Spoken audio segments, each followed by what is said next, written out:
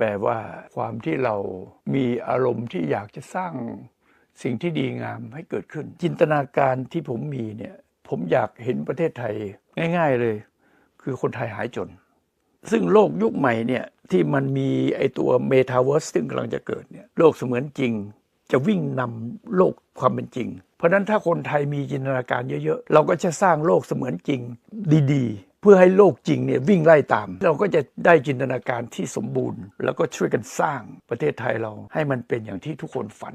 อาจจะไม่เหมือนกันก็ได้แต่มันจะฝันไปด้วยสิ่งดีๆถ้าสร้างสิ่งดีๆคนละนิดคนละหน่อยมันจะออกมาเป็นประเทศไทยที่ดีที่ทุกคนอยู่และมีความสุขความเข้าใจจะเกิดขึ้นต่อเมื่อเรามีจินตนาการร่วมกันเป็นจินตนาการของคนทุกวัยจินตนาการของคนทุกอาชีพจินตนาการของคนทุกเพศนะว่าจะเป็นใครจะคิดว่าตัวเองเป็นเพศอะไรก็แล้วแต่มันคือมนุษย์และมนุษย์คนไทยเหมือนกัน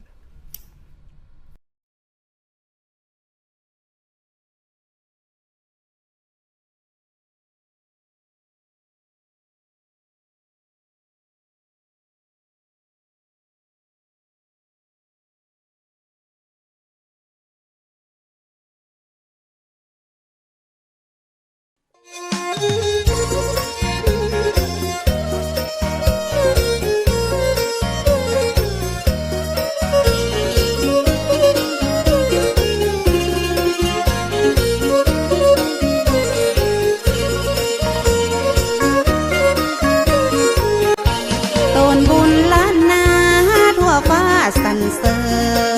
ญเป็นห่มพอเงิ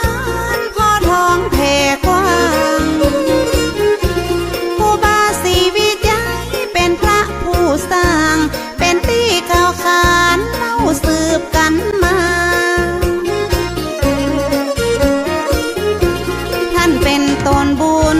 เป็นตนเมตตาสร้างวัดสร้างวาอารามใหญ่กว้างศีลธรรมประเสริฐเลิศล้ำแต่ก่อนบ้านเฮาปากันย่างเตวตีมีกล้าฝุ่นกล้าดินตุกยากอยากกันตู้เย็นทีวียังบ่มีเข้าบ้านถนนหนทางบ่ได้ลาดยางบ่ต้อยดอยสุเทพลมพัดซอยเป็นป่าเป็นดอยลัดตามห้อยห้อมหอยเป็นหมอกเป็นเมยปัดเจยจุ่มหนึ่งแถว4-5 ชั่วโมงกว่าจะขึ้นไปถึงเหงื่อออกไหลซึ้งก็เหม็นผ้าเหม็นเสื้ออิดอ่อนกลางขายังเป็นเมื่อป้าเขาคุ้มคือเป็นห่มบางเงาเดี่ยวดงเรียบเลาะ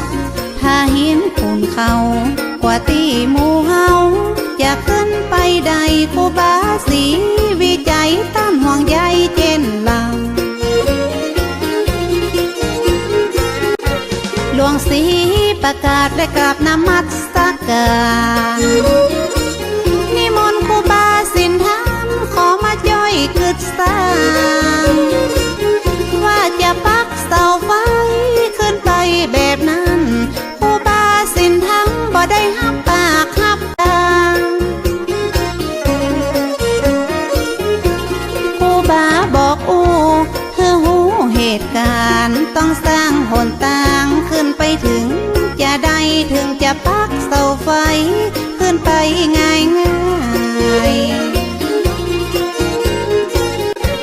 ผู้บาสีวิจัยว่าจะสร้างถนนอย่าหารถยนต์แต้วขึ้นบนหือได้หลวงศรีประกาศยกมือสาขึ้นไว้ว่าเฮาบ่มีเครื่องไว้เครื่องใจทุนแรงอย่าเอาหยังมาคูดปืดหินดินแข็งบ่มีเงินแสนเฮาตึงแป้งบ่ได้ครูบาเจ้าสีวิจัยท่านตึงบ่ไหวบ่วัน ว่าบุตรว่าดาตึงจะมาจ่อยแปลงห้องใจห้องแห้งจ่อยกันคึดกันสร้างแต่บ่มีเงินเป็นแสนเป็นล้าน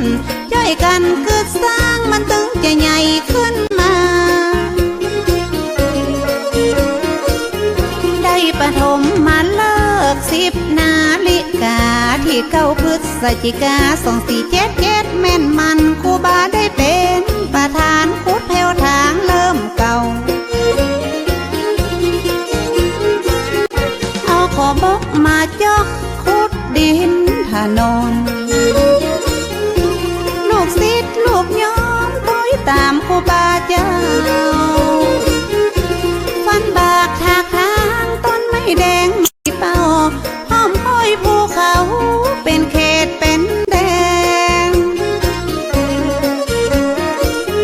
กำมีดมุยขอบกมาจกแผ่นดินแข็งปันเขตปันแดนคนละเล็กละน้อย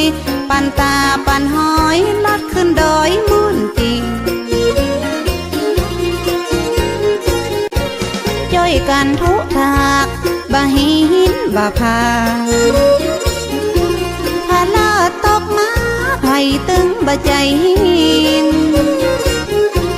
ตึงผัวตึงเมียไข้หัวนั่งยิ้มพาลาตกกิ้งไผ่ตึงบะจมสักกา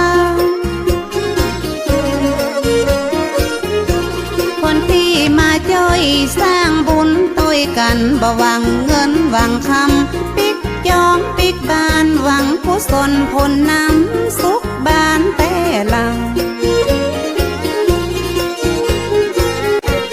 ระยะเริ่มสร้างคนก็ซ้ำบ่หลาย